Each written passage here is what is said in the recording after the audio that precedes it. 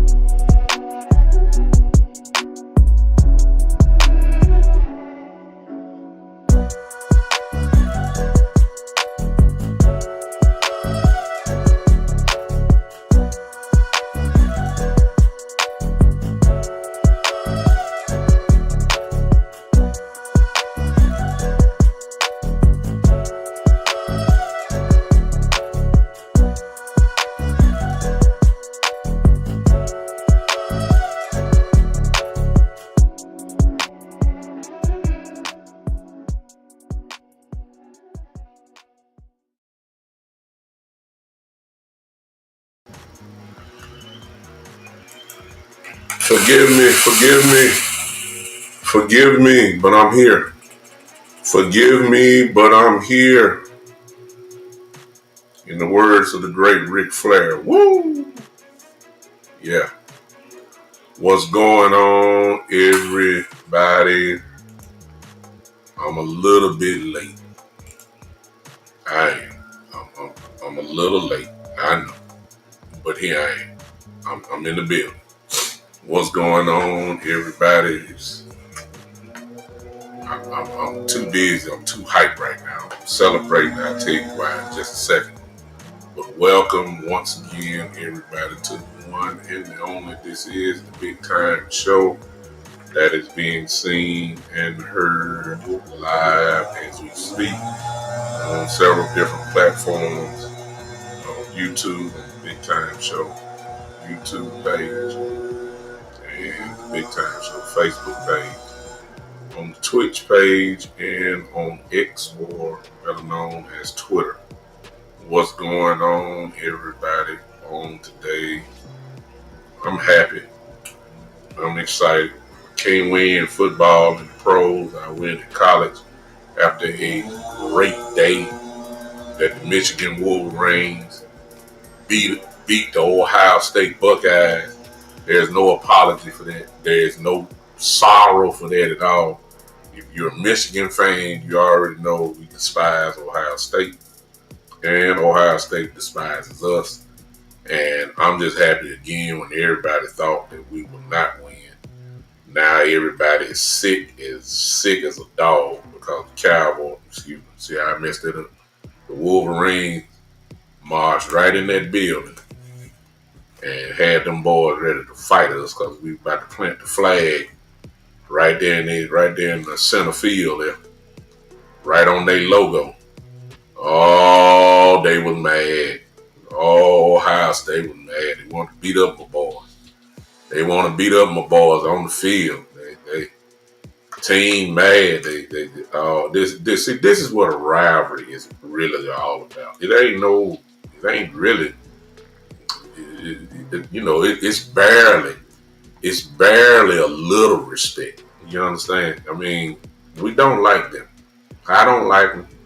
I ain't no sense me like. I was born into the Michigan Ohio State rivalry back in 1982 because I kind of fell in love with Anthony Carter. That may be a little bit before y'all time, the wide receiver from there. Love the way he played the game, and plus at that time, cable vision or local cable was not out in the Memphis area yet. So all we had was regular TV, ABC, NBC, CBS, that's it. And so every week on ABC, the great Keith Jackson, some of you guys may remember him as well. Um, they would always carry Michigan games for some reason here. That was the nationally televised station. We always got the Michigan games here in Memphis. So I fell in love with Michigan. I did. I love the way they came out and jumped and hit the sign there. I love the entrance they made. Love the uniforms. Love Bo Schembechler. The list go on and on. So I've been with Michigan since 1982. So anytime we get a chance to beat Ohio State in any fashion, I'm cuckoo today. Especially when nobody thought we would win. Nobody thought we would win. I think we were almost 20-point underdogs almost.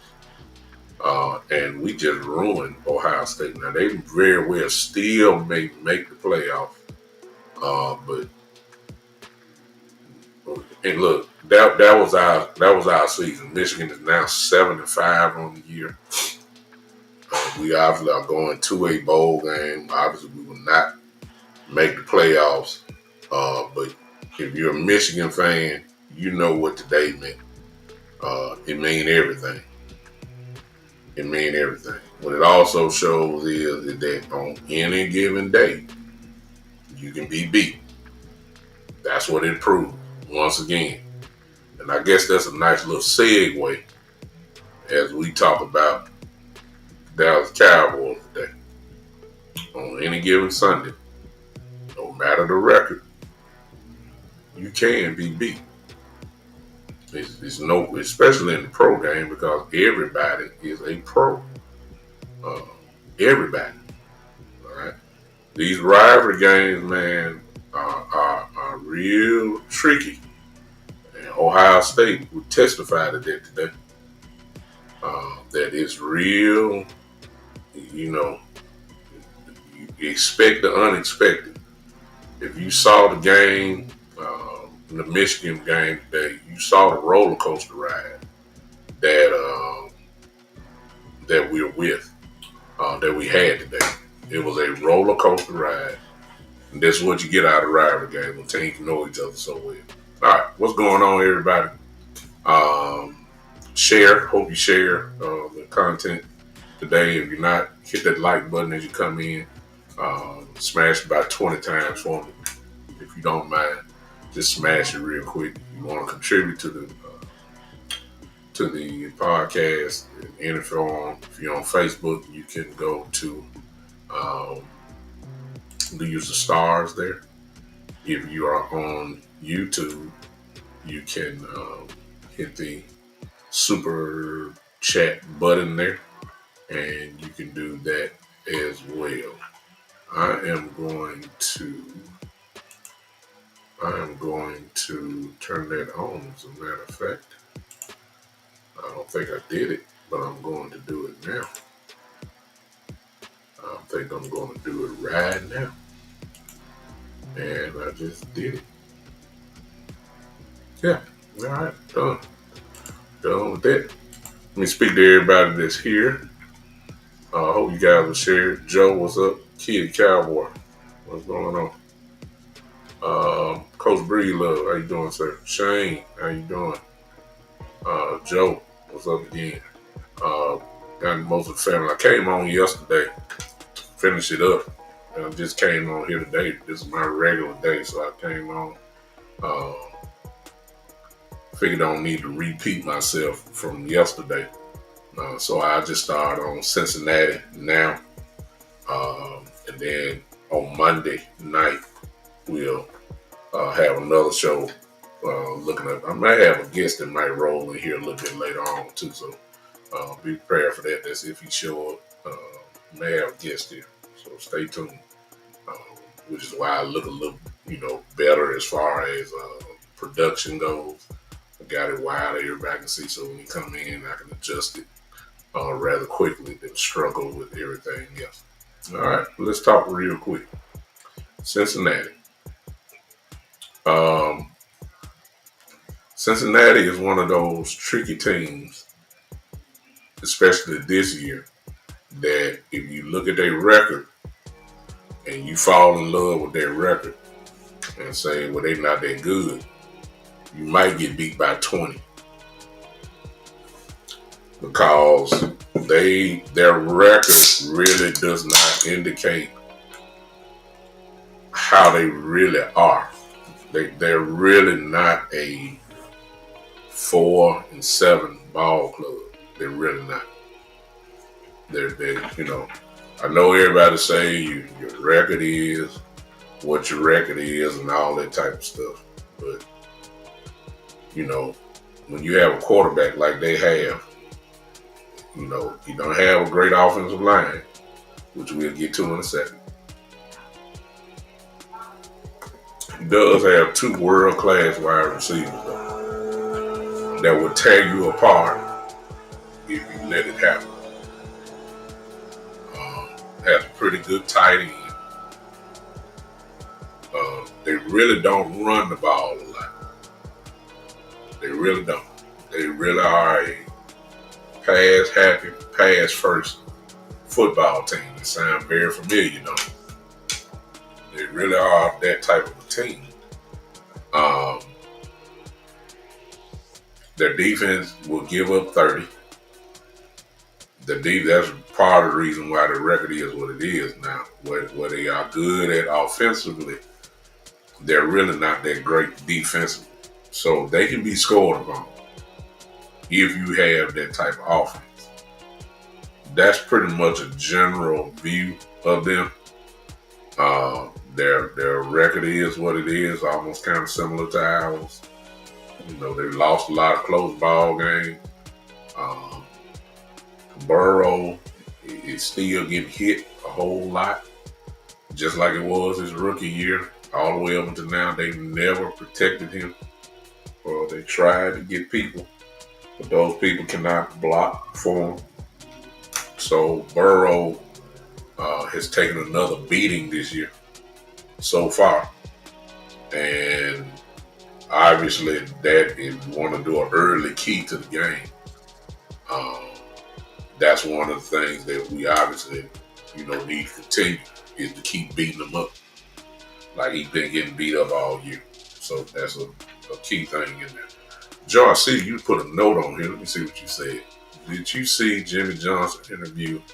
He said that Jerry Jones should have never given Dak a contract. He would have let him play out his old contract. What up, sport? Johnson? Well, the only thing that I will say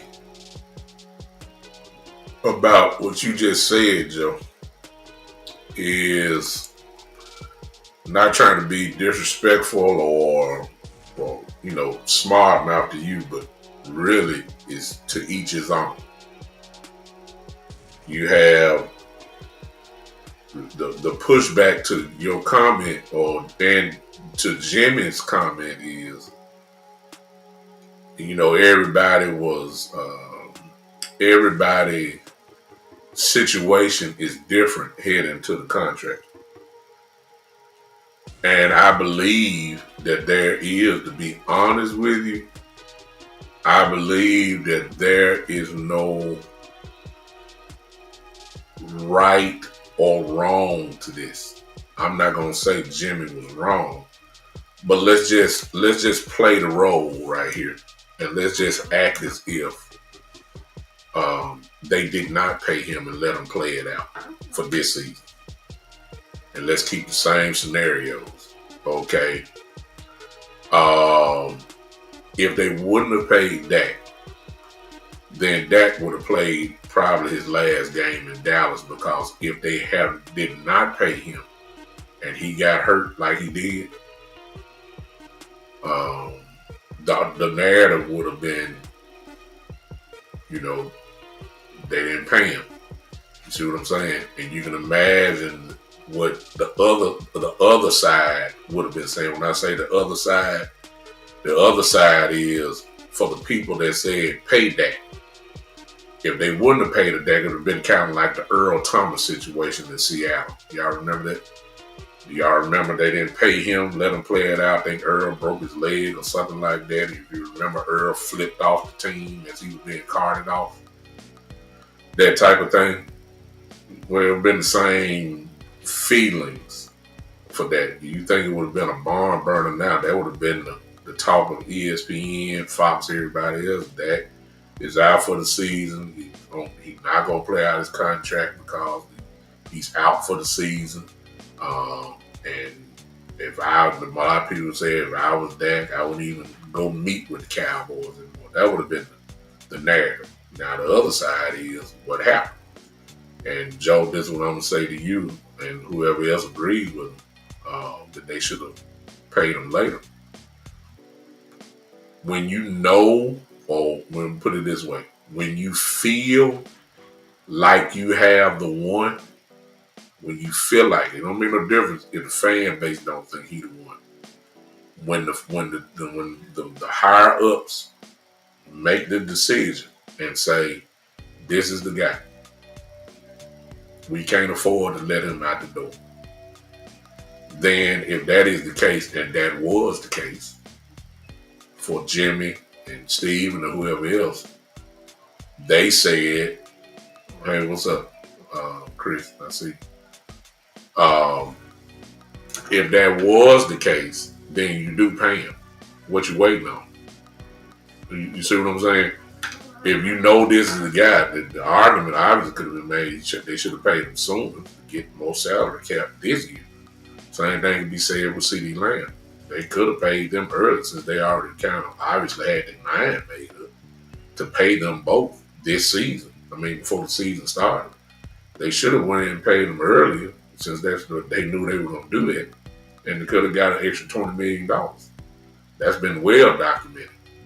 So, when you got your mind made up, you know, it is what it is, whether they get hurt or not.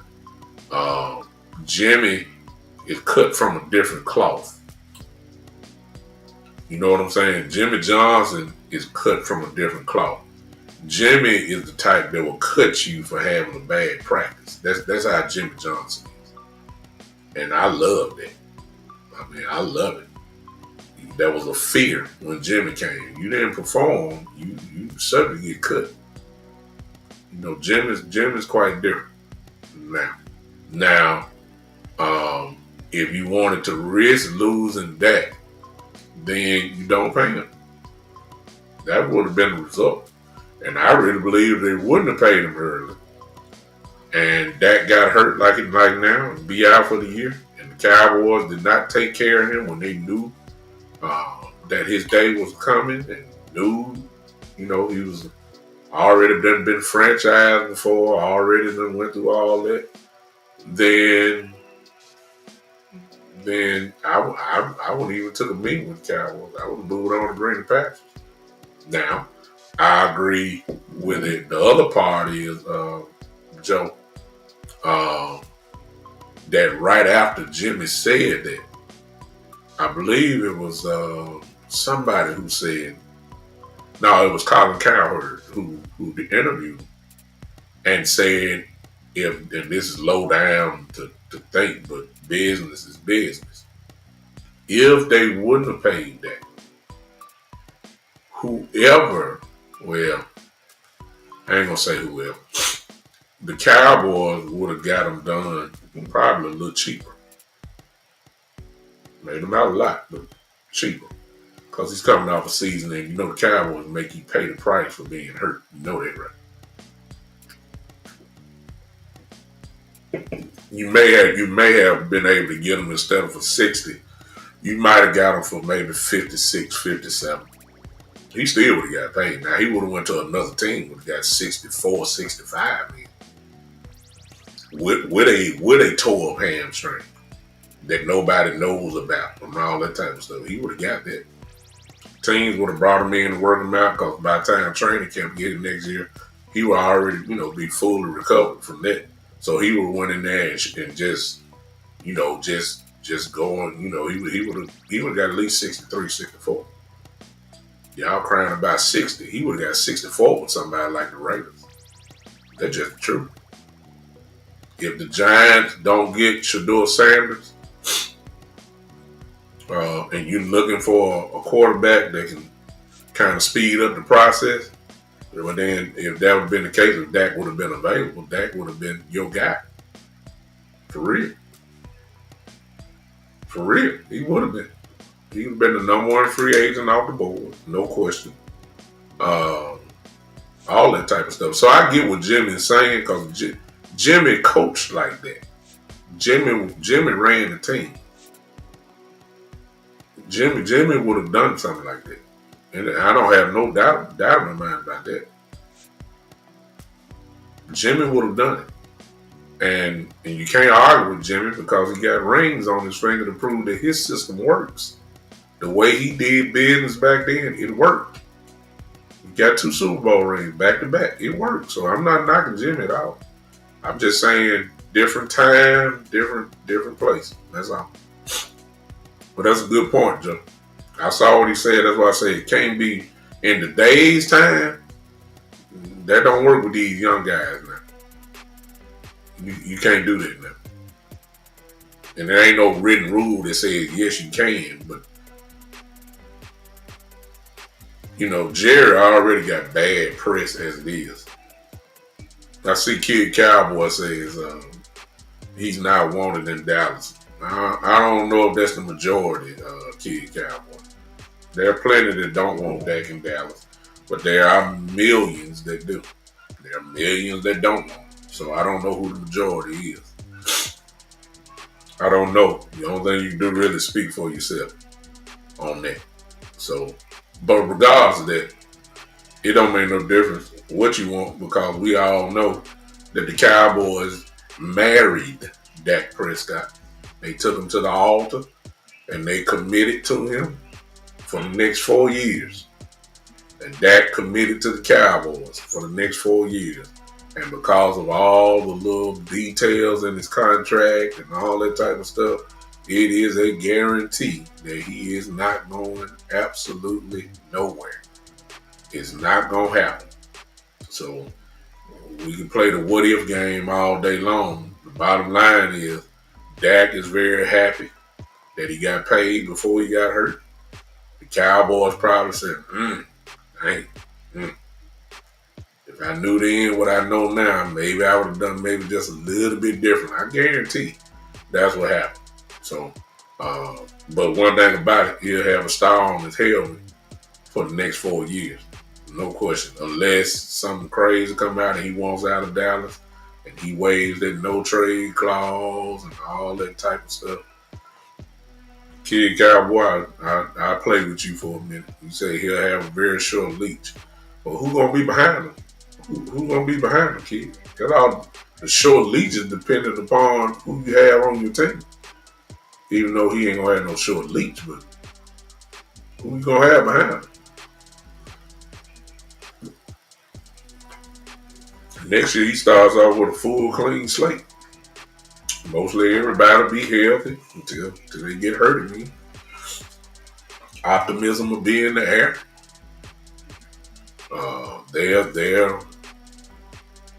It is what it is. No, Cooper Rush will not be starting, man. Here we go. I told you I'm gonna play with you a little bit, kid cowboy. But once I see that, then let me go on back to the show. I refuse to even start that mess. No, sir. Cooper Rush will not be. That's if Cooper Rush is in Dallas. Remember, his contract ends. Cooper Rush is making some money every time he go out there. That another team will pay him money just to come in and possibly be that backup quarterback and probably a little bit more than Dallas will. Cooper Rush deserves a little higher contract. Let's keep that in mind. Cooper Rush, the way he plays solidly, trust me, there will be other general managers that are looking who watched Thursday afternoon, Thanksgiving Day, and saw how solid Cooper played.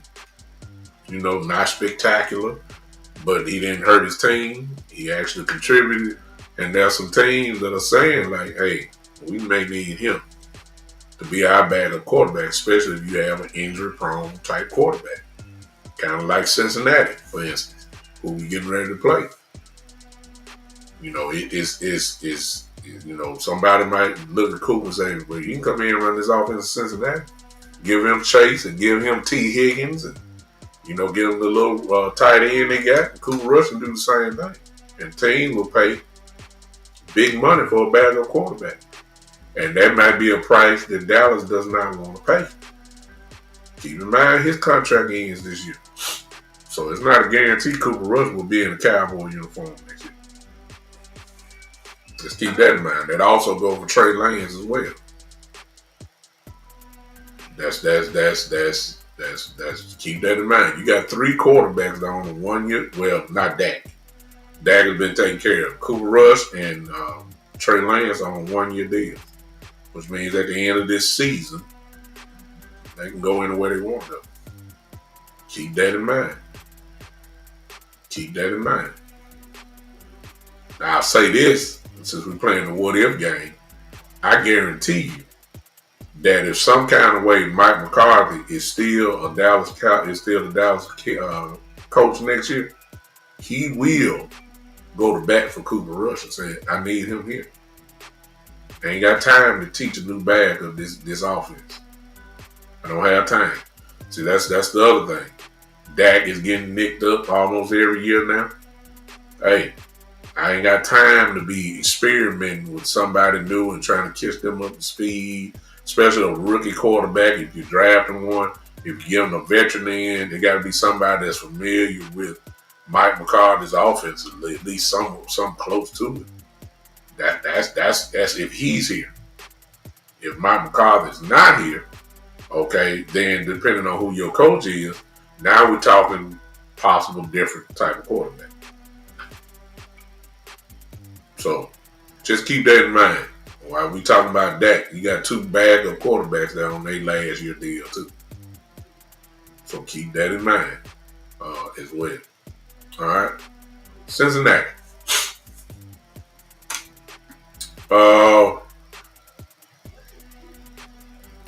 Their offensive line is not good. They have a hard time, and it ain't just started now. It's been this way.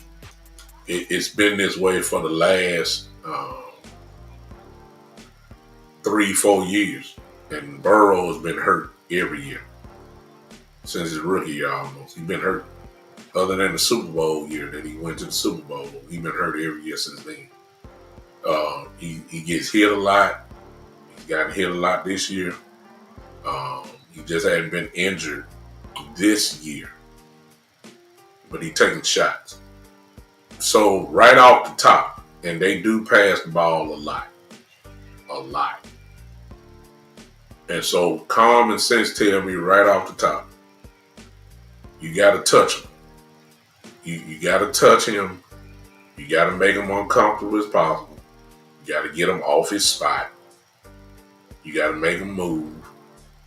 And you got to put him on the ground, which is what the Cowboys do best on defense.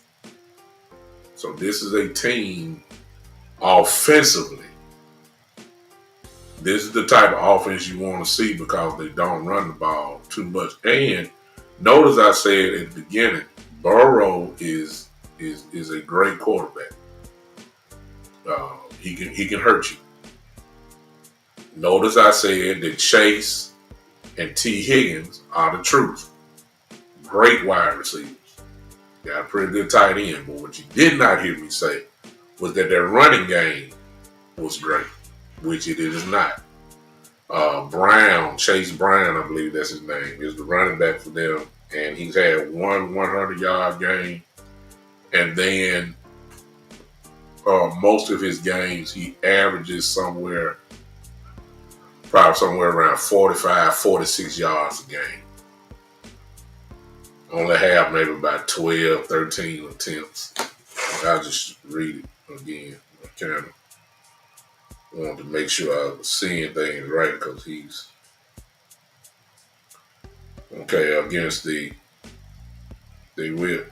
Chargers. This is the first game. I'm sorry. The last 5 games against Cleveland, he had 15 carries for 44 yards.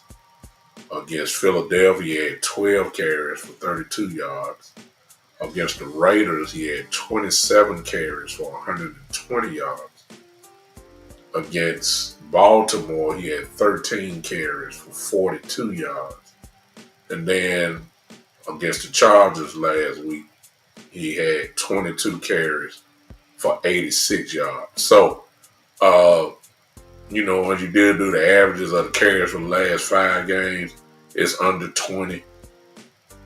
And then when you do the average for the last 5 games, it's probably somewhere right around 50 something or 60 yards maybe a game. So they really don't run the ball a lot.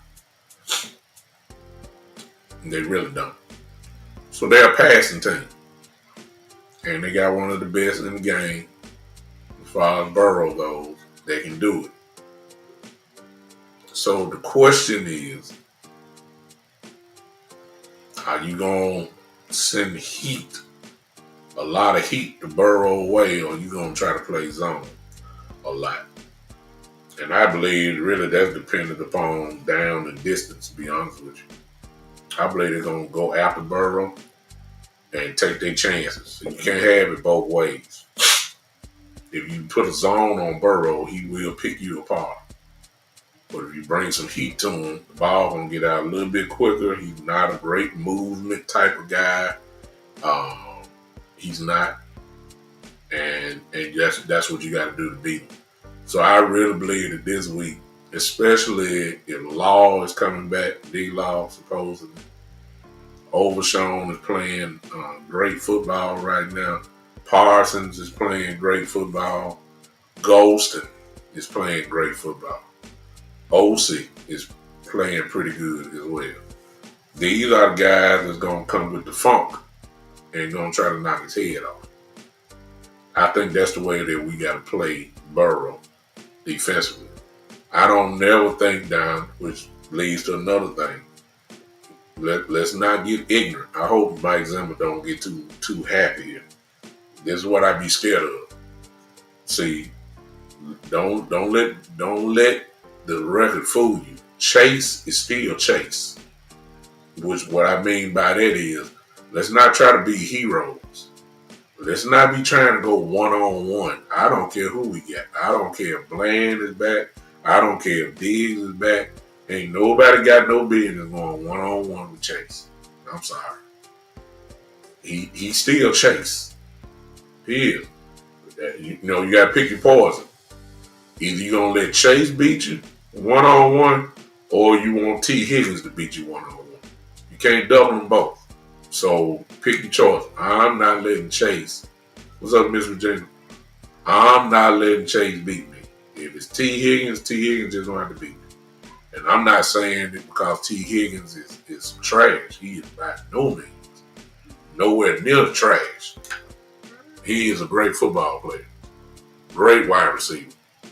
But you got to pick your poison. You have to pick your poison. You have to. And so I'm going to say that you have to pick your poison. I will let T. Higgins and the tight end have to do damage. Can't let Chase beat me like that. I can't. So that would just be my strategy. Defensively, they can be scored on easily. They give up a lot of points. They give up a lot of points. Cincinnati the type of team they would score 34 points and give up 36. That's the type of team they are.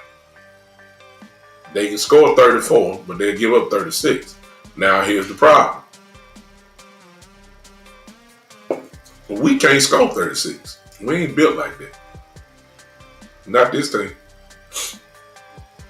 Not this team. We should be slowing the game down and grind it out and beat these guys up. Also, we should be trying to keep Burrow on the sidelines. The way that you do that is, of course, is to run the football, which seems to be a weekly jigsaw puzzle.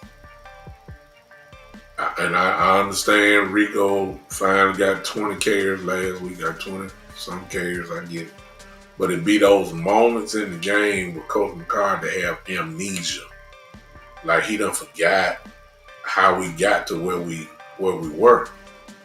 He'll get into these moments, man, where he'll go 2 straight drives. Every play is in the shotgun.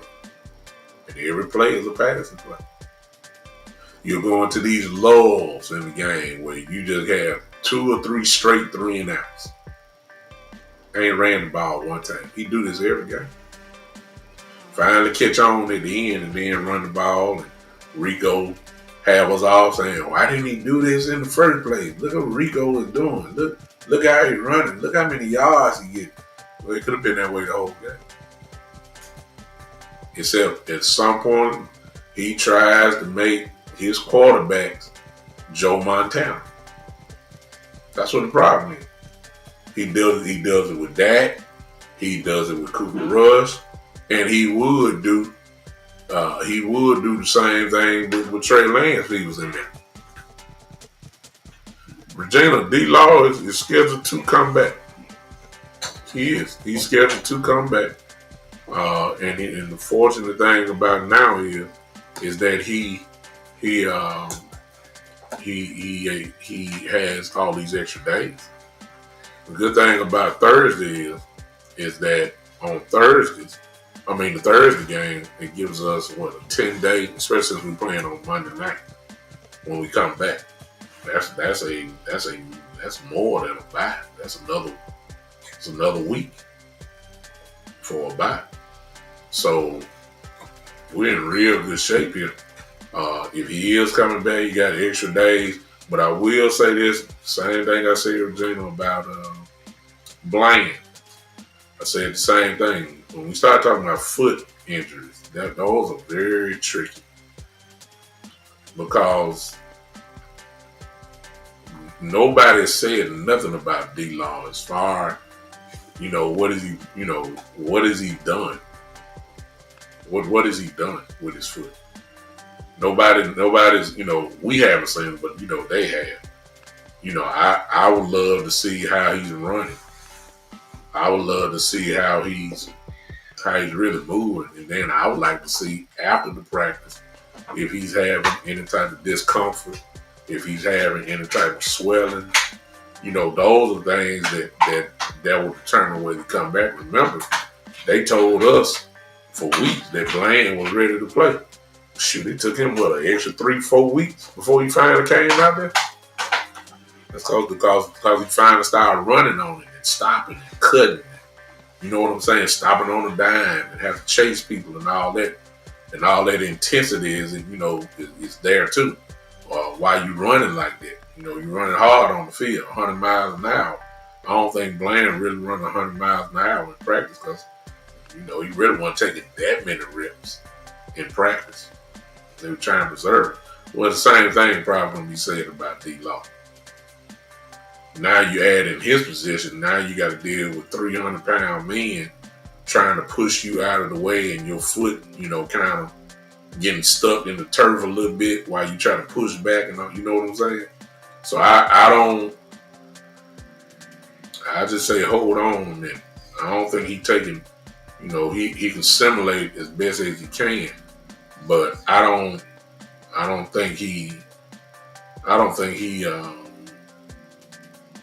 really know if he's had that type of work, to be honest with you. I don't. So I don't know. I see what you're saying, Gene. You just want to retire Cowboy. If D-Law did leave, once he retired from the other team, he'll get that one-day contract and retire the Cowboy. D-Law won't win. And if he don't feel like he can win here, he'll do just like DeMarcus Lawrence did. He'll do everything.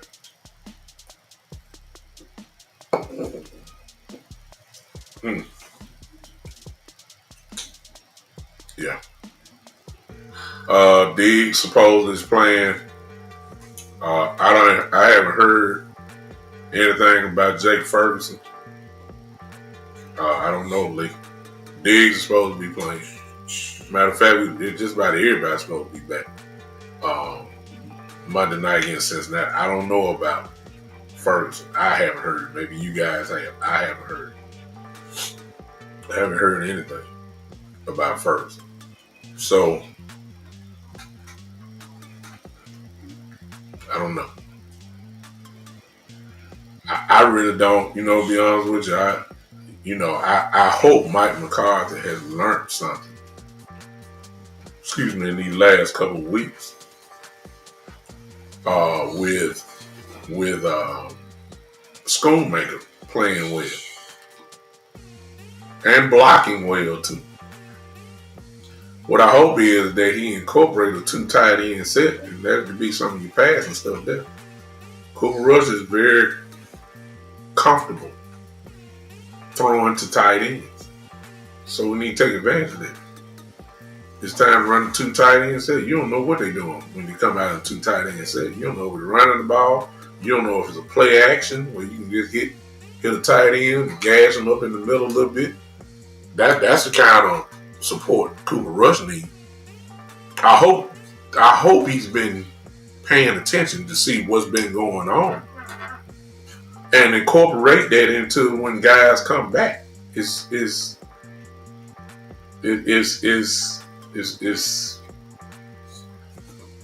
really common sense to me. I hope that it's kind of like when before Butler got hurt.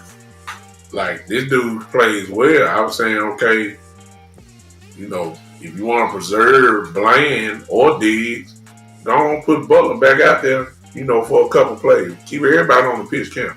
Butler's ready to play. Of course, he's hurt now. But I'm saying I was hoping that since Butler plays so well, we can incorporate that into the defense. See what I'm saying? This is what needs to happen. Especially on offense. Schoonmaker is, in comparison to his other years on this team, Schoonmaker is hot in comparison to what he's done. He's played well.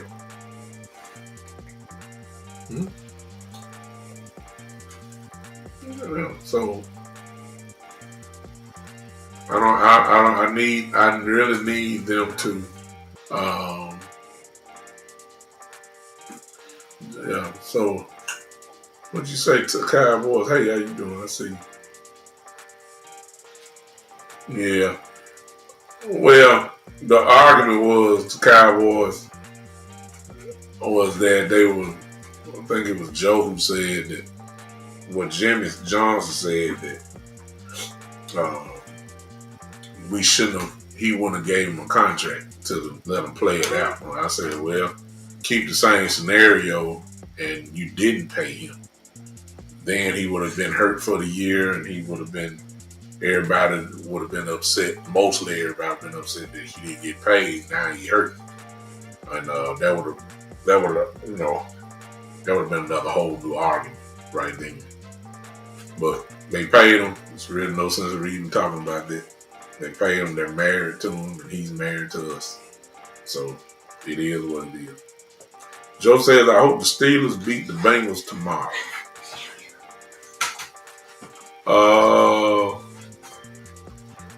Yeah.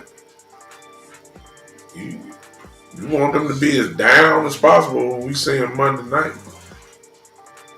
Because they'll be on, I believe they just might put them out. You know, you got about 8 losses. You done. I don't think no 9-18 will make the playoffs. I really think you got to have at least 10. 10 wins to get in. And that may not be enough. Depending on what conference you're in, of course. Not division, but conference. 10 wins might get you in the NFC. It might be that last playoff spot, but guess what? If it's the last spot, you get in. You're in.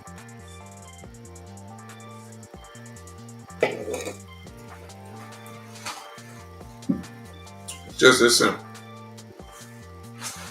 I hope they do beat them. Pittsburgh probably should beat them. They're probably our favorite to beat them. The Bengals are a finesse team, if you ask me. Because they pass so much. They pass so much. They do like we do. They offensive line go backwards in pass protection. Way too much. That's what I see.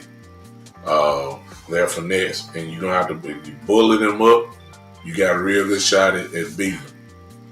So the question is, obviously, and I don't, for the last few weeks, I had to give the Cowboys credit, at least from the defensive position. They've been highly physical. They have been physical. They have, in a sense. I ain't saying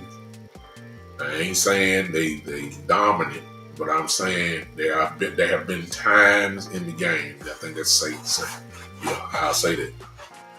There have been times in the game that the Cowboys have imposed their will on the team at times in the game, they've imposed their will on them. So, it is what JD says 9 wins will get you in the NFC. Once it all plays out, team will start separating themselves in that last spot. Be up for grabs. I think the last spot is up for grabs now, JD. I think it's up for grabs now. Washington holds that last spot, and they are 7-5, and they got a lot of difficult games left, including us on the list. Right now, they hold that spot. Everybody's behind them, so everybody that has at least 5 wins are in the hunt. They are in the hunt.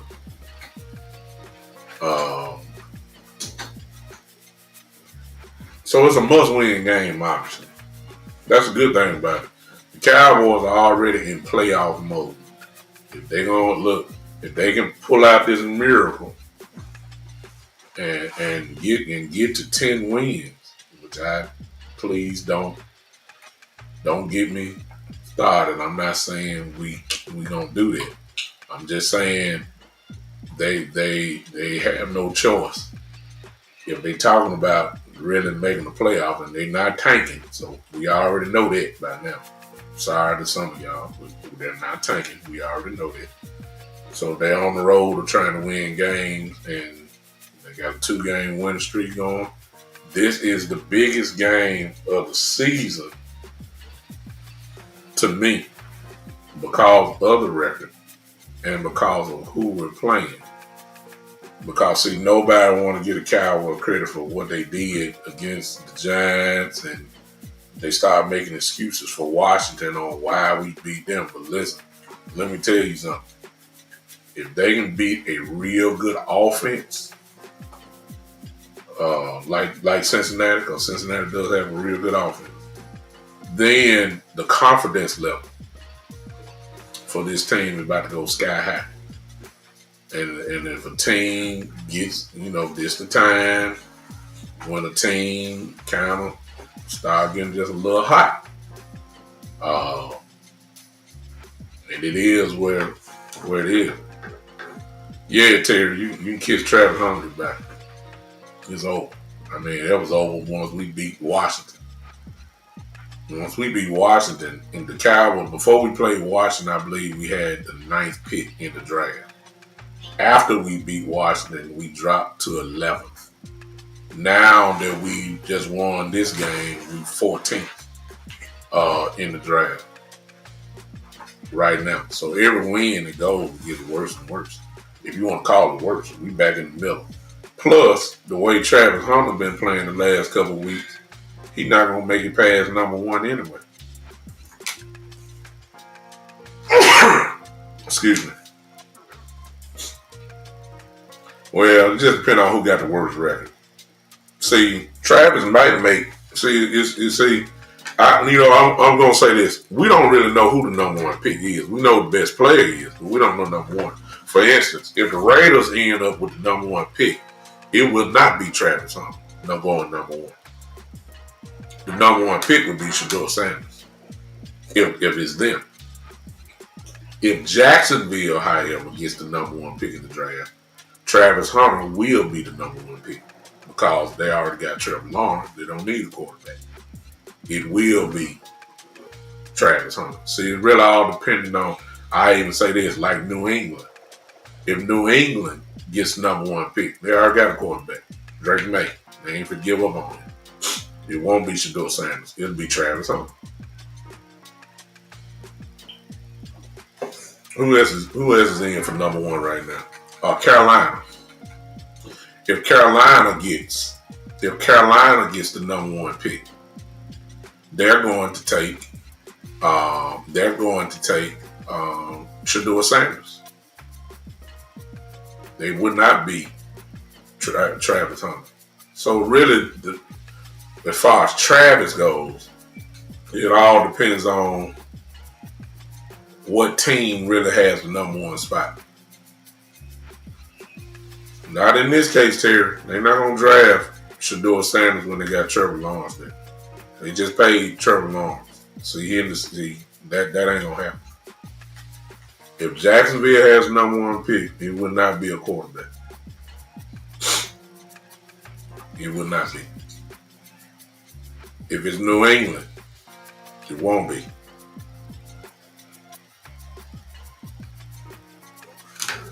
No, it won't be.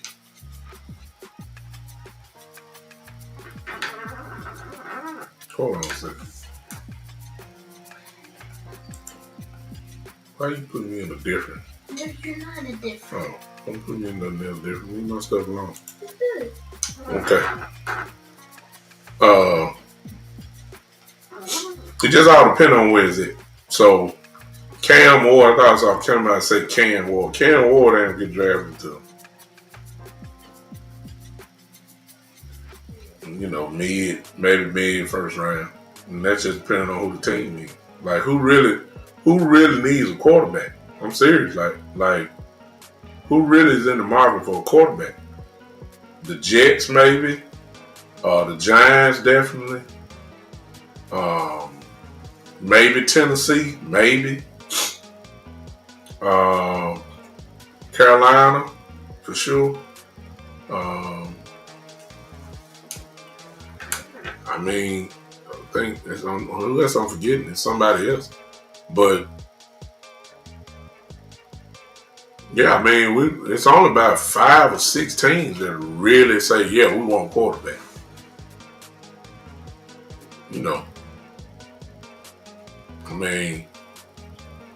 That's the other thing, Kid Cowboy. Let me say this. Everybody talking about Cam Ward, but there are going to be some teams that think Milroy is better suited for the NFL game than Cam is. Keep your eye on that one. I'm just telling you.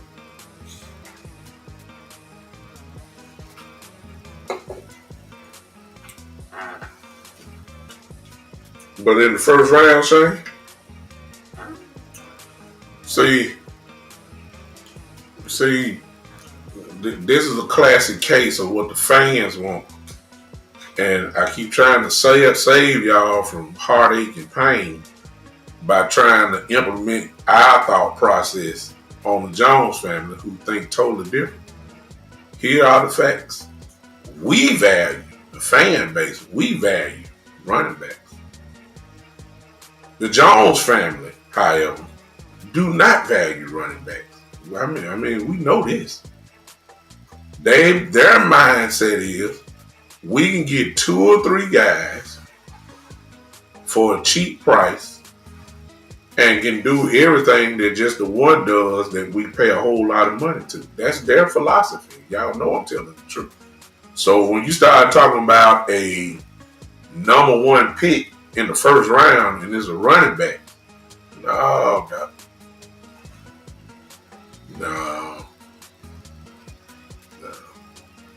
We don't believe in that. We don't believe in that. Some other teams believe in it, but we don't believe in it. The Cowboys could be staring right in the face of that kid from Boise State and will look at him and go drive an offensive lineman instead. Y'all know he would. I mean, y'all know this. The Cowboys are easy to figure out because all you got to do is look at the pattern. We started talking about all these different names, but you need to be hollering out who the best lineman in the draft is, because that's what the Cowboys do in the first round. Every year.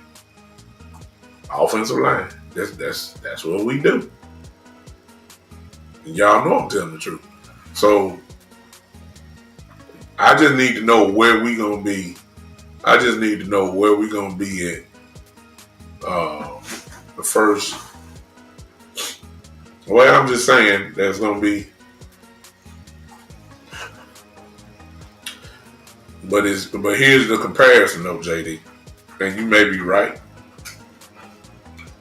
But in draft, in the eyes of the scouts in the draft, they may see it just a little bit different. His comparison is not Hurts. His comparison is Richardson from the Colts. That's who his comparison is. And the question is, do you think he's better than Richardson with the Colts right now? That's the question. That's his comparison. Not a great thrower of the football, strong arm, yes, can throw it 70, 80 yards down the field, but not necessarily known as an accurate guy. But what an athlete he is. That's Anthony Richardson from the Colts. That's his comparison. Hurts is better than Milroy and Richardson. Hurts can throw it better than those two. Hurts was throwing it better in college. Better than they did in college, to be honest with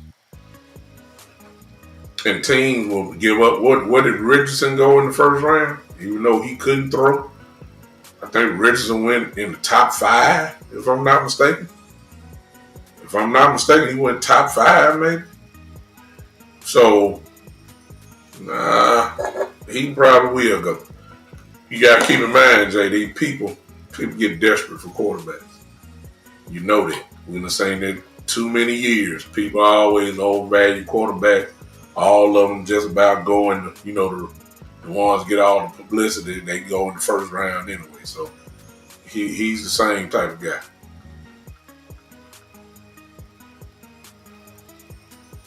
Yeah. So, when we start talking about this, but when it comes to the Cowboys, look, the first thing we got to do, because see, you can't assume the record anymore, because they're trying to win. And as long as this defense of ours is getting healthier and showing up, please don't think that the defense is going to get worse. No, sir. No, ma'am. The defense is going to get better. So they're playing better, obviously, because people are showing up. You add a D-Law back to this. You add a Diggs back to this. You add a Bland back to this. You're going to get better. So it's kind of hard to see and predict what the Cowboys going to end up, because there's going to be some games that they might very well pull off. Then it might be some games that, we might lose that we thought we had a chance of winning. You can't do that. As far as a running back goes, the Cowboys they learned their lesson from, remember what I said the other week. Y'all remember when Zeke got drafted by us. If you remember, we got 4th pick, all right? But you also got to remember who the choices were at that particular time when we drafted 4th. The choices were Jalen Ramsey and Ezekiel Elliott. Those were the two picks that was staring dead in our face. Everybody knew that's in the Cowboys. We had to make a decision on another cornerback or Ezekiel Elliott. I'm saying if they had to do it all over again, they would have picked Jalen Ramsey.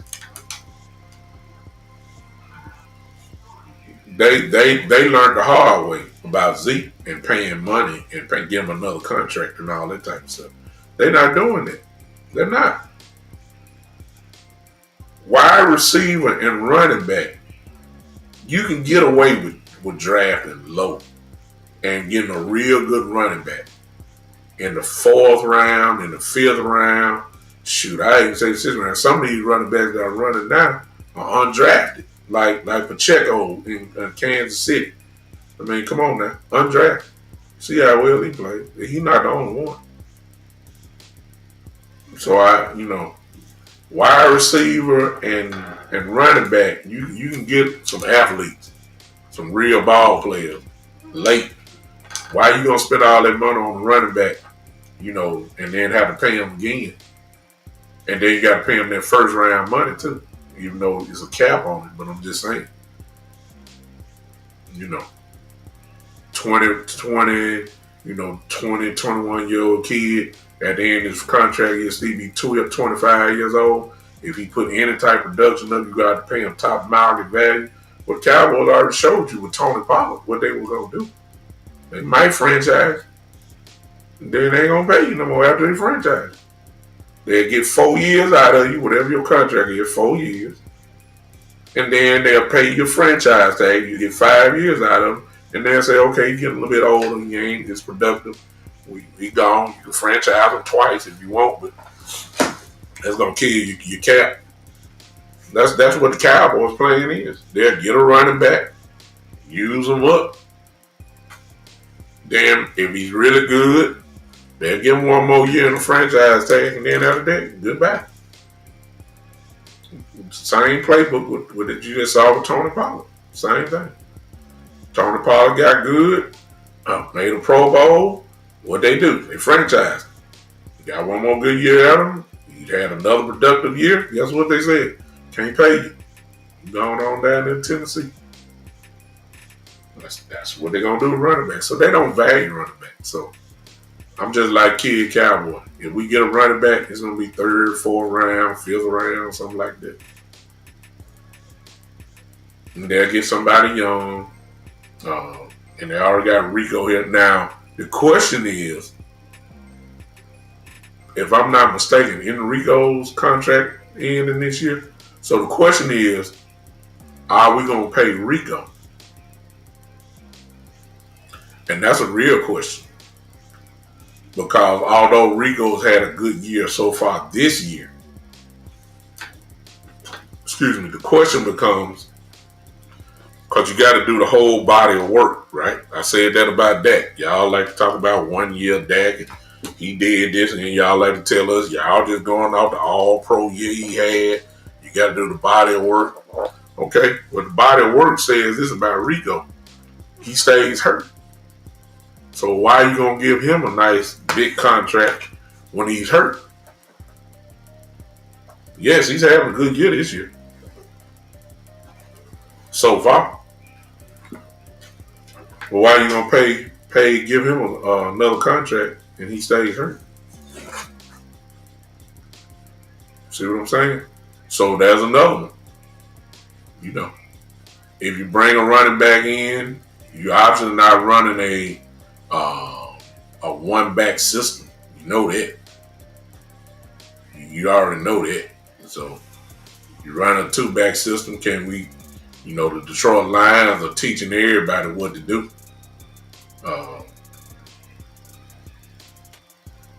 Obviously. No question. So you got to ask certain questions. There's a lot of questions going to have to be asked when we get to that time. Y'all done threw me off because I don't want to talk about that. I want to finish up on Cincinnati before I go into detail about that. Can we beat Cincinnati? Yep.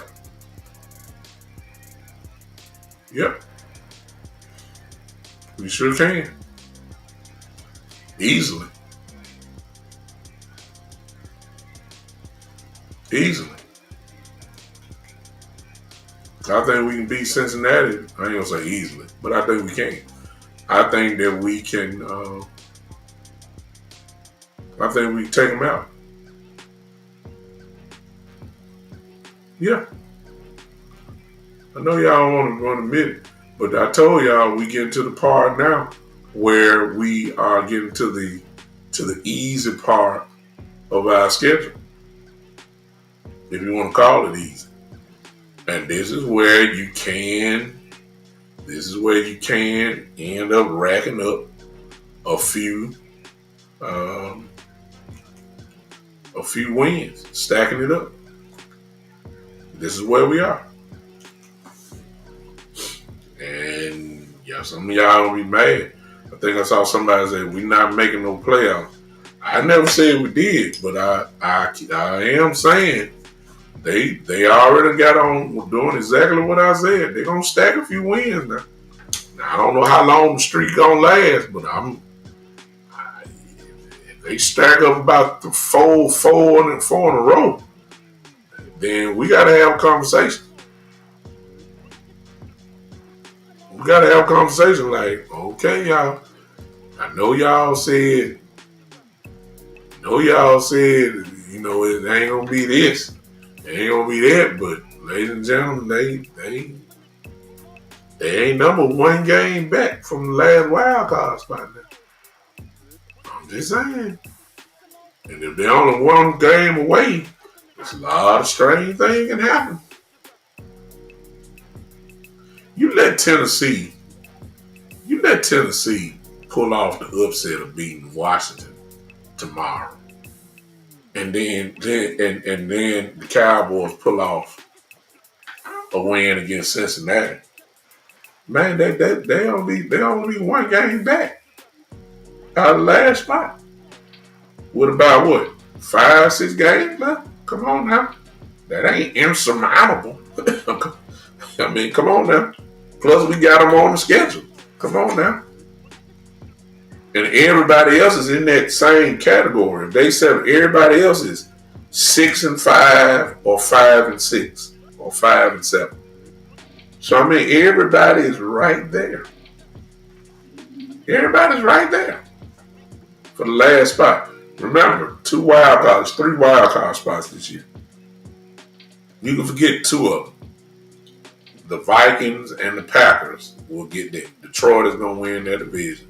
The 2 wild card spots is Cincinnati and Minnesota and Green Bay. I think they got 7, 8 wins, whatever it is. They're not going to be caught. The last one is Washington at 7-5. Washington has been getting back. The Hail Mary pass against Chicago, the one, the lucky, they find a way to win. And, they've been finding ways to win, but now reality is starting to set in. Cinderella got to come home. That's what you're seeing now. The rookie wall for Jaden Daniels is slowly but surely starting to show up. Every rookie goes through this, where they have a little period when teams start catching up with them. Joe says Green Bay is 9-3. Guess what? That's a wild card spot right now. They're not going to catch Detroit. Joe, give me the record of Minnesota. Give me the record of Minnesota. Because they got the second wild card spot. See, we ain't catching them. Wild, that's a lock. The NFC is almost already, fully clear. Nobody's catching Detroit for their division. Nobody probably going to catch Philly once they took over. I don't think nobody going to catch Philly. Philly's going to win. Minnesota is 9-2. Then correct me then, Joe. Minnesota holds the first wild card spot, and now Green Bay has the second one. So you see their records 9-2 and 9-3. Okay. They ain't winning their division, so those are 2 wild cards. There's only one left. The only question up for grabs is the NFC West division leader winner, and that may come down to the end because everybody think of 6-5 is leading the division. Everybody else is right around 5-6 or something like that. So that division is far from over. But you do know it's only one team gonna come out of that division. The South, NFC South, is it Tampa Bay lead, and I think they 5-6. Tampa Bay, it ain't Carolina.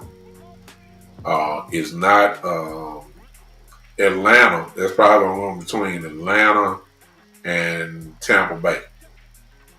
So that means only one coming out of there. Those are division champions. It's automatic bid. NFC East, Philly probably gonna win the division.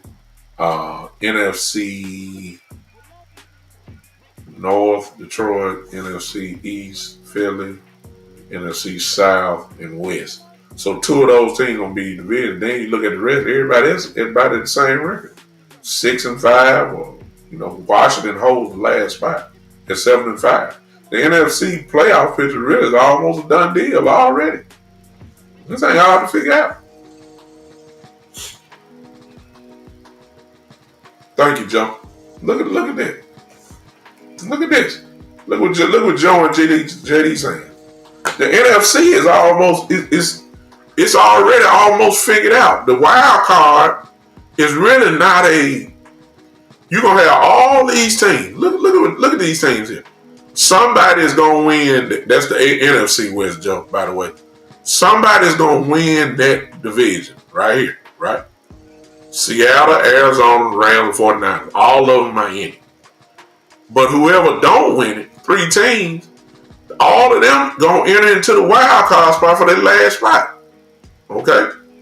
Then look at this. JD says Falcons are leading at 6-5. Okay, if they're leading at 6-5, what the records are behind them? What's the record of the rest of it? 5 wins, 4 wins. See, the last playoff spot, the NFC wildcard would be for a war. A war. You hear me? This last wildcard spot to be incredible. You're gonna have about 6-7 teams fighting for their last wildcard spot. That's what a real fight is right now. Which is gonna take a few weeks to clear that out. It's gonna take a few weeks for that to get more clear. Because right now it's about at least 6 teams that's in striking distance of Washington. That's why I said you let Washington lose tomorrow and they come closer to the pack again.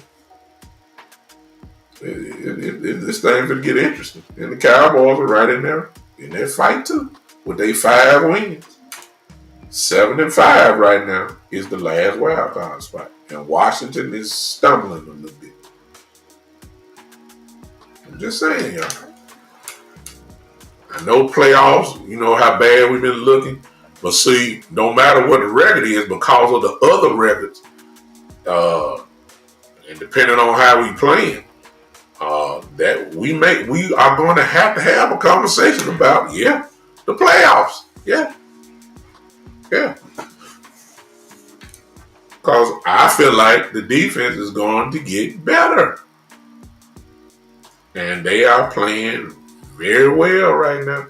I know what y'all, it was against the Giants. It was against Washington. It's amazing how everybody good before we play them.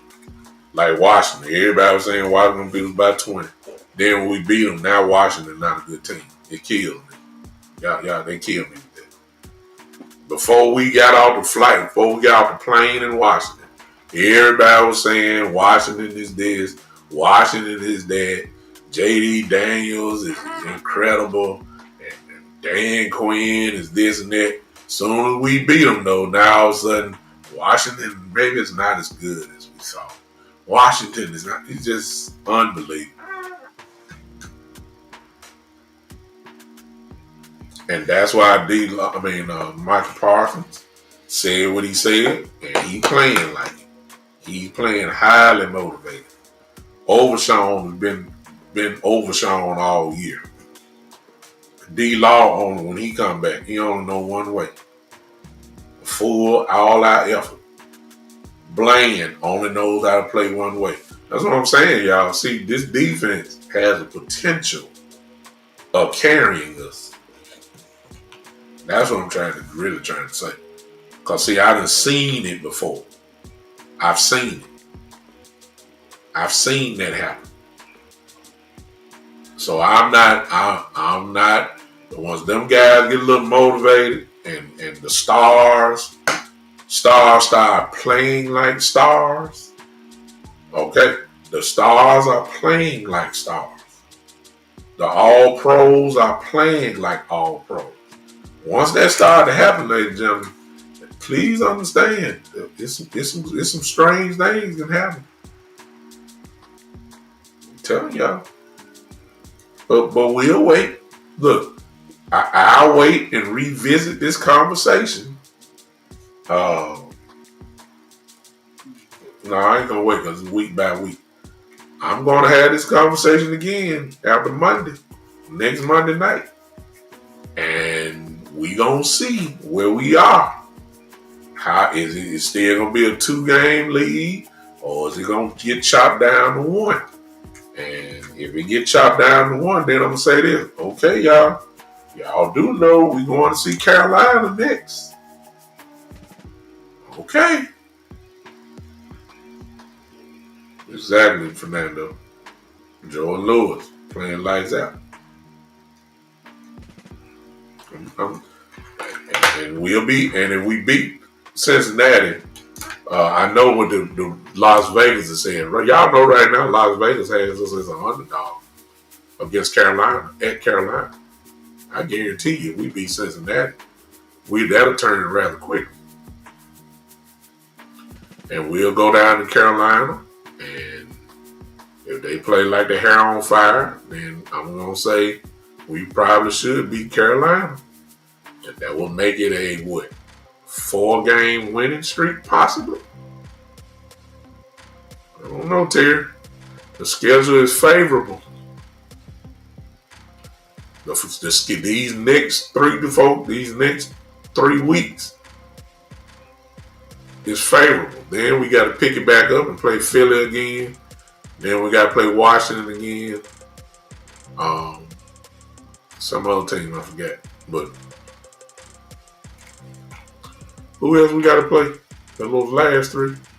It's Philly, Washington, and somebody else. I forgot. And that's when the schedule will pick back up. We got to go to Philadelphia, which will be the game that might put us out for good. Might. But these games right here coming up,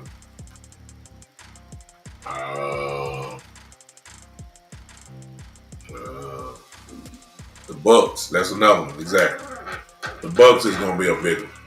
So those last 3 games, Tampa, Philadelphia, and Washington.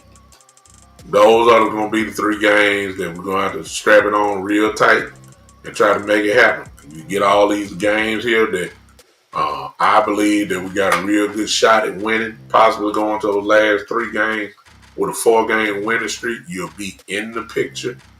You'll be in the picture of the playoff picture. And if you can pull off 2 of the last 3, you very well might be in. And let me segue into that. Shane. Oh, Shane. Oh, Shane. I just wanted to see where y'all headed. Remember, body of work. And, don't be a prisoner of the moment. And then I need you to factor in Jerry and the way he thinks, not the way you think.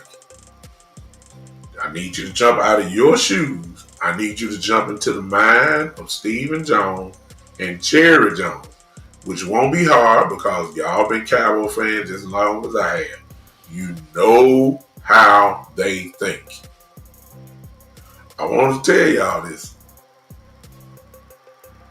If some kind of way, with all that's happened this year, especially all the injuries, y'all see what Shane said right there.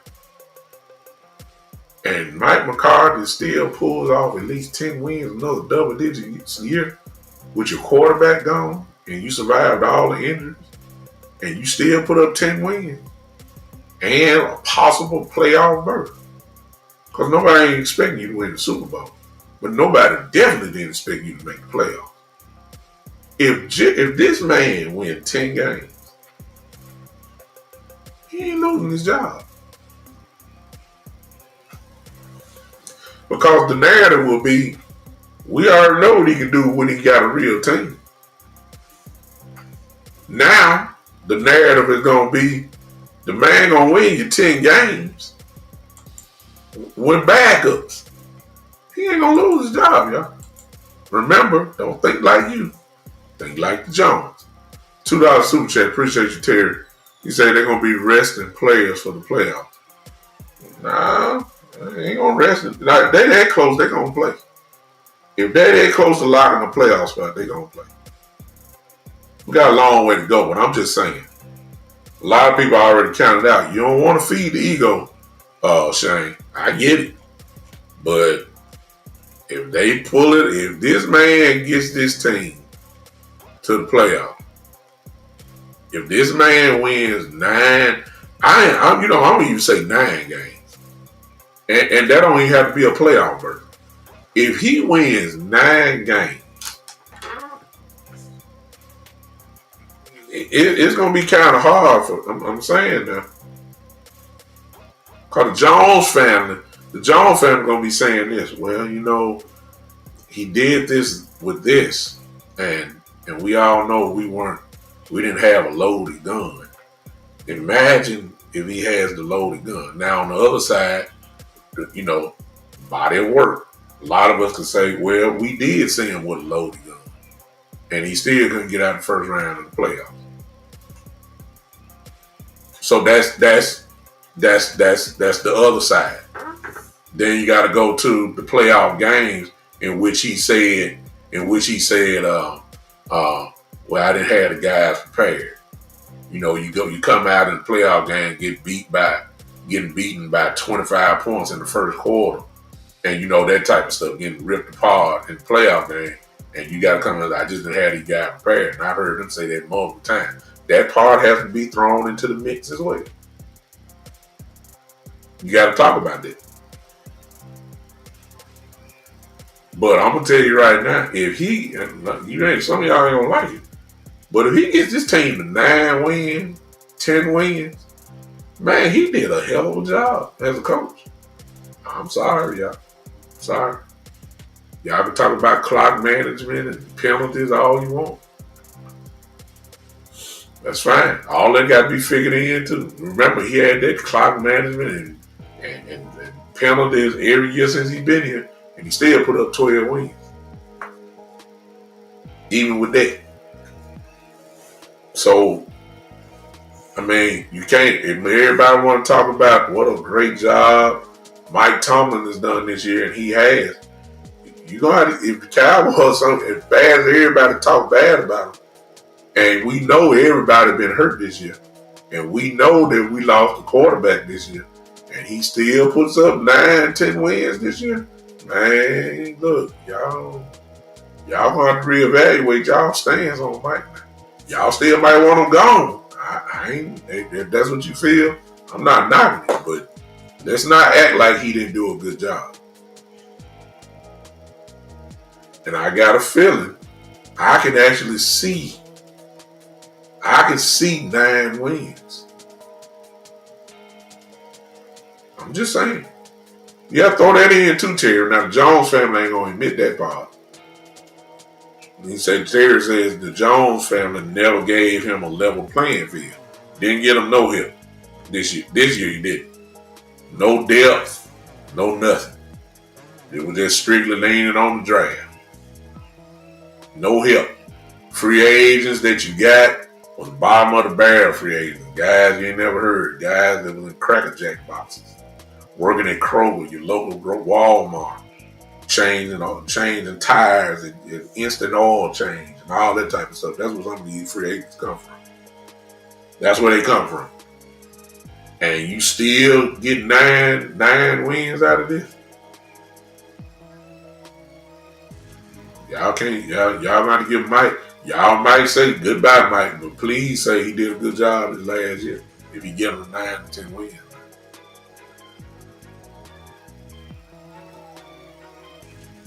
Telling y'all. No, Joe, I ain't throw that. Let me kill you with that. I'm going to take that from you. That won't happen. Then if Dallas made it to the Super Bowl, Dak would be cleared to play in the Super Bowl. But guess what? Dak would then feel what Tony Romo felt when Dak took his job. Because if they made the Super Bowl and got all over there with Cooper Rush, the same way they benched Tony Romo for Dak, because they got onto a winning streak, remember? I think Dak won with about 12 games in a row. And Tony got finally healed, and they said, no, can't move him back in. We winning too much. Well, if they would have made the Super Bowl, Joe, then that means Cooper Rush would have won a whole lot of ball games in a row. There's no way Dak would come in and start. No way. Even if the Cowboys made the Super Bowl. No way. The only way Dak will get a chance to play unless he got hurt. I mean, Cooper Rush got hurt. That's the only way. Dak will feel what Tony Romo felt. And I approve that. If Cooper Rush, I mean, do you realize for us to make the Super Bowl, because really the Cowboys, the back really is against the wall. They can't lose no more than 2 games. That's the way I'm looking at it. They can't lose no more than 2 games. Really 1 for me. Because I think 10 is the magic number. I think 10 games is the magic number. I don't think 9 and 8. I know what somebody said earlier. I think that was JD. I don't think 9 and 8 will get you in. I don't think so. But he could be right. I know 10 will probably get you in automatically. Which means that Cooper Rush and the Cowboys have to go on a tremendous run. And there ain't no way in the world you're going to sit them down.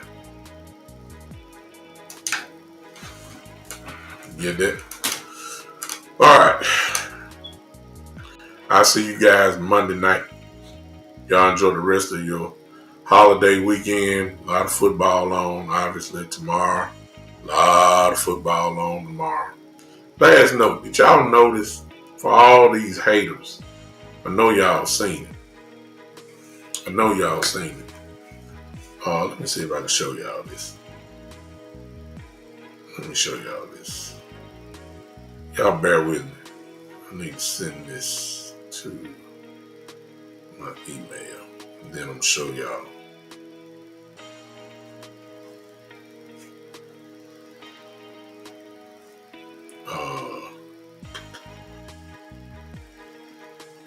Let me share this. There was something that came out earlier that I just said, well, y'all killed me. Because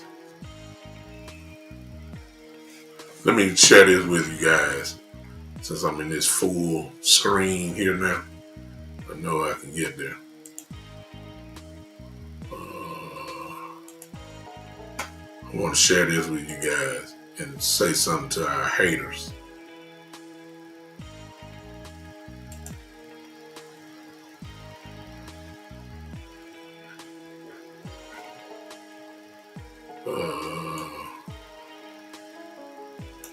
Because the haters they be wondering why. And it just never fails.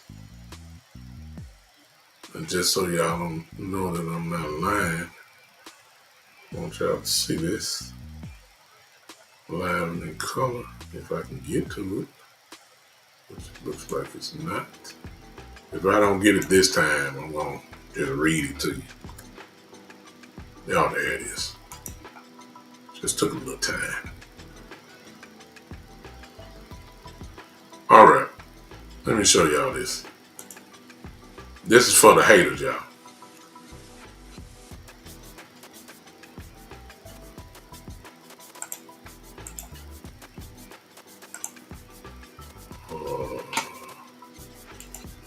This is for the haters.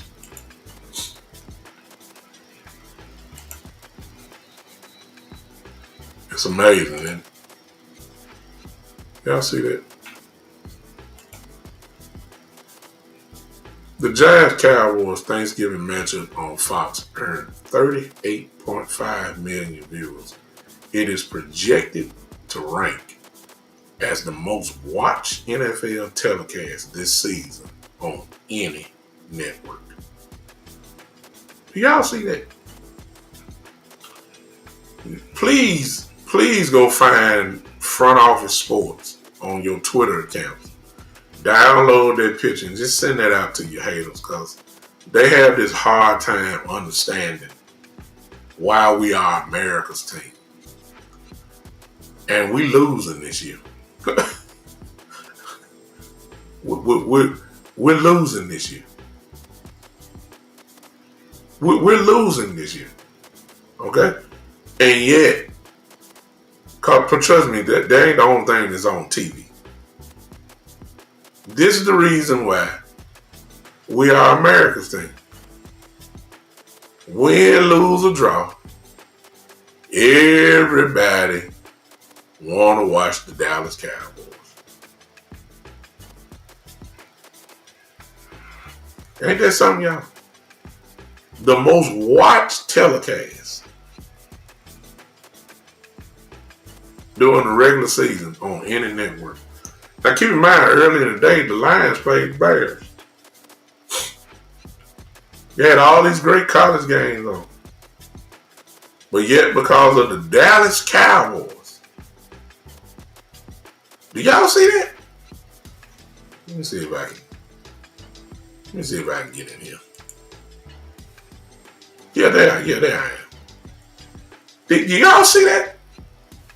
I'm trying to. If anybody wondering why we are America's team, it's because they help out with us. They help. They watch to see the Cowboys lose. The fan base watch to see the Cowboys win primarily. And when you get all that, you get look. The stats don't lie. 38.5 million for two losing teams at the time. The Giants ain't won nothing. We ain't won nothing. But yet, the Dallas Cowboys. Cause trust me, ain't nobody turn on the TV to watch the Giants. They watch and turn it on and watch the Cowboys. This is why. You want ratings? You put the Cowboys on. Just like Monday night against Cincinnati. Not this Monday night, but the next Monday night. I guarantee you in another 10 days, 9 days, I guarantee you the Cincinnati game versus the Cowboys on Monday night will probably be the most watched Monday night game this year. What you want to bet? I'm serious. This is why. I just want to throw that in before I close out. Unbelievable. Exactly. All those viewers, Miss Verdi. You're absolutely right. That's the reason why we are America's team. It's almost the Muhammad Ali, Floyd Mayweather effect. A lot of people couldn't stand Floyd Mayweather. But you show about that pay-per-view ticket because you wanted to see him lose. Just kept winning. Muhammad Ali was that way. Same way. He ran his mouth so much, folks wanted him to lose. So they'll watch him. So I could be there that night when I can see Ali lose, when I can see Floyd lose. Cowboys, same way. Same equivalent, same thing. Want to see him lose so bad that you'll sit there for 2.5, 3 hours and watch him play. No other team draws that type of interest. A team that only won 4 games at the time. The Giants only won 2 games at the time. Exactly. Terry, can you name 5 Giants? I can, but most people can't. That's because I watch a lot of football. So, but I'm just saying, no. Everybody want to watch the Cowboys. This is why we're America's team. It ain't cause you like us. It's not because you like us. We know you can't stand us. We know that. But you sure gonna watch it. Some of y'all haters watch our team more than you watch your own team. You hitting that back button so fast. You doing this right here. As soon as your team run a play, you switch on, watch the Cowboys, see that play. You want to see it so bad. That's how y'all are. You got some people, man, can't even name some of their own team players. They know every player on our team. They know every player. So they watch us more than they watch their own team. I just want to throw that out for y'all to see that. Like, it's unbelievable. On any network, you do realize there's been some quality games. You do realize that the NFL started out with Baltimore and Kansas City, right? Y'all remember that? I mean, the world champions against the team that they just beat in the AFC Championship game. The MVP of the league, Lamar Jackson. Know it was going to be a good game, and it was. You're sitting here telling me that the Cowboys and the Giants had more viewers.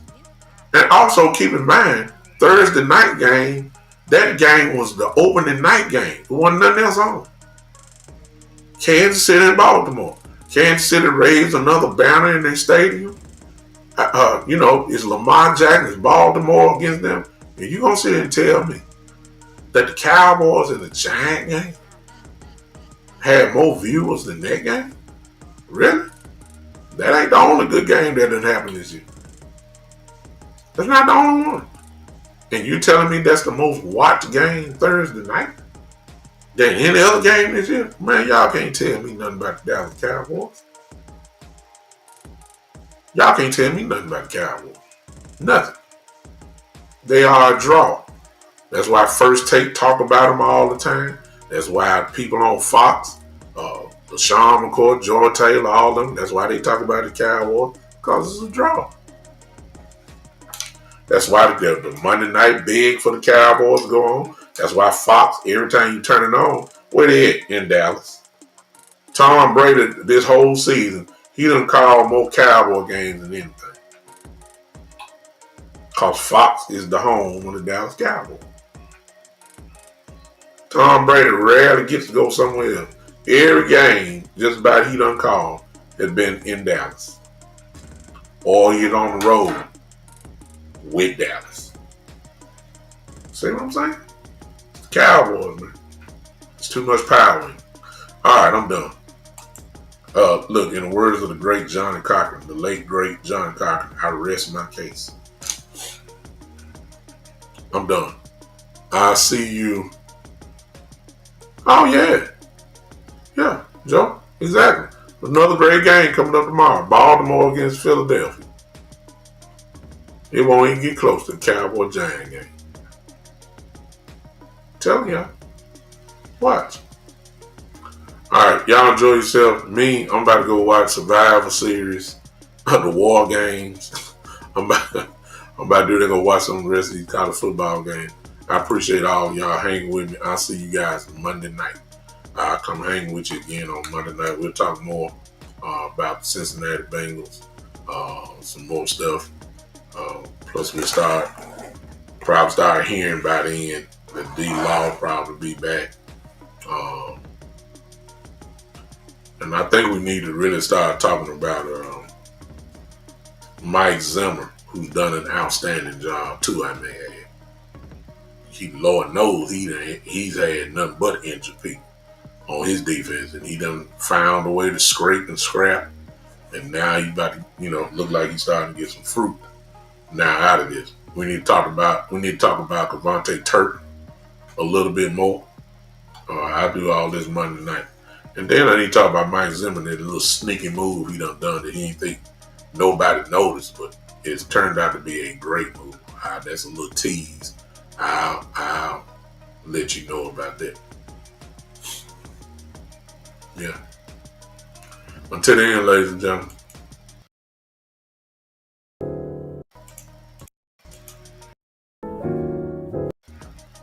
pushed that button too early. Oops. Pushed that button too early, y'all. Alright, man, I appreciate y'all. Thank y'all so much. Yeah, the OTC tonight. I'm gonna go peep them out, see what kind of drama they gonna pull out. I'm gonna tell you what I think would happen, Terry. For those that watch WWE Survivor Series tonight, War Games, I think what's gonna happen is they're going to lose, and I think Seth Rollins is going to jump CM Punk tonight, and they're gonna start setting up WrestleMania, or The Rock might show up and start to. Because remember, the rumor is that in Vegas this year, because that's what WrestleMania is supposed to be, Rock against Roman. So I got a feeling at some point he's gonna have to come in and shake it up real good and all that. All right. But that's what I think gonna happen. I think OTC gonna lose again tonight, and then take it from there. All right. Man, I appreciate y'all. I'll see you guys Monday night for the one and only. Now I'm gonna hit the button. The Big Time Show.